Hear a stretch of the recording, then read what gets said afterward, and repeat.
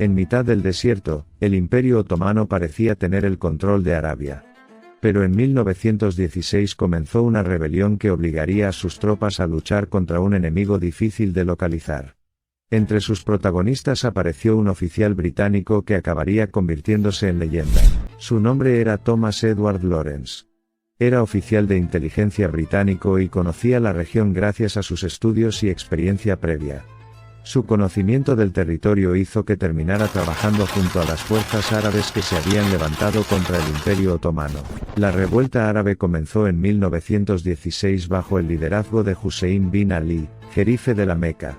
Los británicos vieron aquella rebelión como una oportunidad para debilitar al Imperio Otomano desde dentro mientras combatían en otros frentes de la Primera Guerra Mundial. Lawrence fue enviado para establecer contacto con las fuerzas árabes, y terminó colaborando estrechamente con el príncipe Faisal. Pero aquella guerra no se parecía a las grandes batallas europeas. En el desierto, la movilidad y el conocimiento del terreno podían ser más importantes que los grandes ejércitos.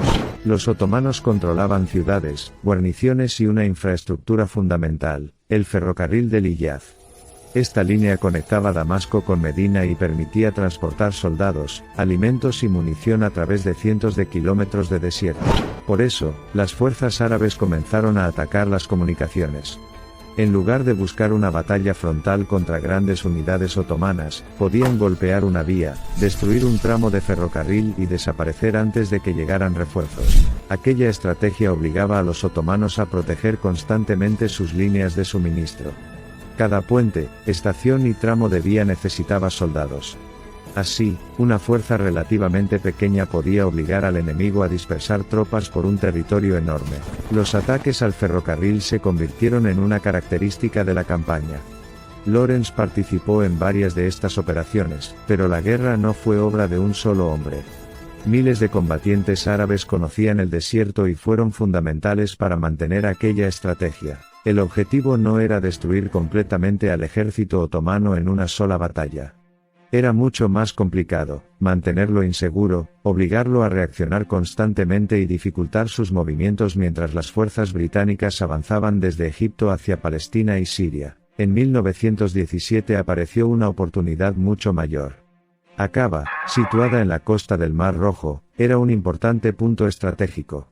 Su posición permitía amenazar las comunicaciones otomanas, y facilitar el enlace entre las fuerzas árabes y el ejército británico. El problema era que Aqaba estaba protegida principalmente por tierra, mientras que un ataque directo desde el mar parecía la opción más evidente.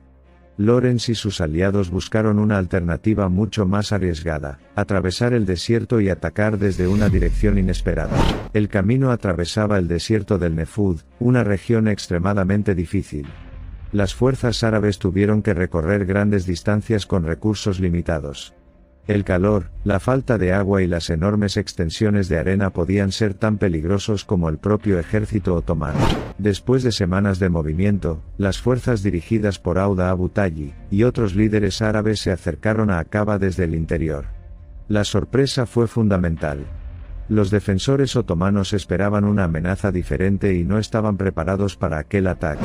En julio de 1917, Aqaba cayó en manos de las fuerzas árabes. La victoria tuvo una enorme importancia estratégica. El puerto podía utilizarse para apoyar las operaciones británicas, y permitía conectar mejor a los rebeldes árabes con el avance aliado. La captura de Aqaba también convirtió a Lawrence en una figura mucho más importante dentro de la campaña. Pero la victoria pertenecía a una fuerza mucho mayor. Los combatientes árabes habían recorrido el desierto, luchado y arriesgado sus vidas para conseguir aquel resultado. Mientras tanto, el ejército británico preparaba una gran ofensiva en Palestina.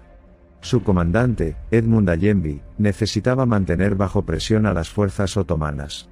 Las operaciones árabes podían ayudar desviando tropas y atacando las comunicaciones detrás del frente. La combinación era peligrosa para los otomanos. Mientras las grandes unidades británicas atacaban en determinados sectores, las fuerzas árabes podían aparecer en otros puntos y amenazar ferrocarriles, guarniciones y rutas de suministro. En esta guerra, el desierto se convirtió en un arma. Los combatientes árabes podían desplazarse por rutas que el ejército otomano tenía muchas dificultades para controlar. Atacar rápidamente y retirarse antes de una respuesta masiva era una de sus principales ventajas, pero la campaña estaba lejos de ser sencilla. Las fuerzas árabes sufrían bajas, necesitaban suministros y también tenían sus propias rivalidades políticas. Además, los intereses británicos en Oriente Medio no siempre coincidían con las aspiraciones de independencia de sus aliados árabes. Lawrence empezó a comprender que la guerra no se decidiría únicamente en el campo de batalla. Detrás de cada victoria militar existían negociaciones, alianzas y promesas políticas. La rebelión árabe luchaba contra los otomanos, pero también esperaba conseguir un futuro estado independiente. A finales de 1917 y durante 1918, la situación otomana se deterioró. Las derrotas en Palestina y la presión constante sobre sus comunicaciones dificultaron cada vez más la defensa del territorio. El avance aliado comenzó a amenazar directamente las posiciones otomanas en Siria.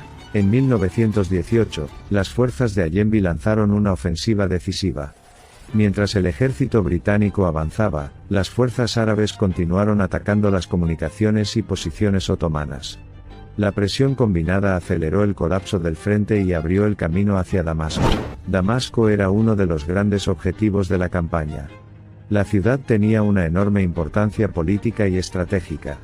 Para los rebeldes árabes, además, conquistarla representaba la posibilidad de demostrar que podían gobernar el territorio que pretendían independizar. En octubre de 1918, las fuerzas aliadas y árabes entraron en Damasco. El Imperio Otomano estaba prácticamente derrotado en Oriente Medio.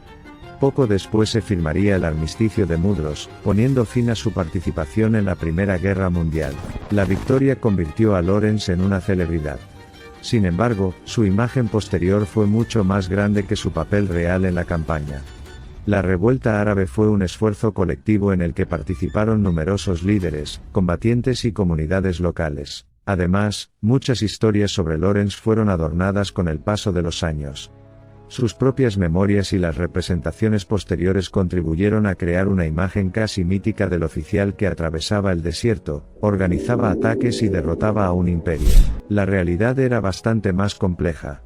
Lawrence fue importante como enlace, asesor y participante en operaciones militares, pero no fue el único estratega de la rebelión.